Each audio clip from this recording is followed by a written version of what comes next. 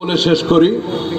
যখন অবিভক্ত ভারতে ইংরেজদের শাসন চলতেছিল এবং শাসনের নামে শোষণ চলতেছিল, ঠিক সেই মুহূর্তে গোলাম আহমদ কাদিয়ানী ইংরেজের দালাল, এই দালালকে তারা সামনে এনে ইসলামের বিভিন্ন অপব্যাখ্যা তারা শুরু করলো।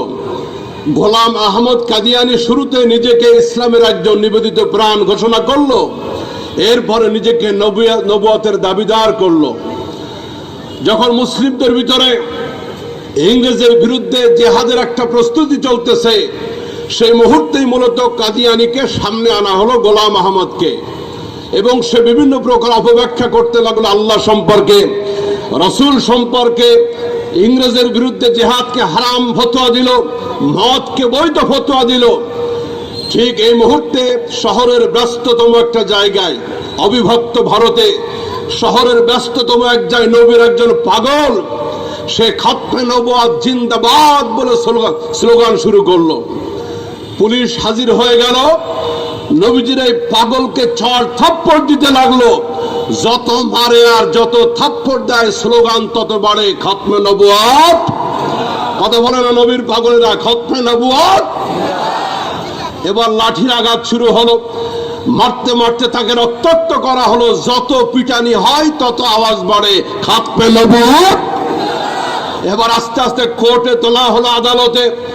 জজ সাহেব ঘোষণা করলেন, তোমার 1 বছর জেল, কয় খতমে নবুয়ত জিন্দাবাদ।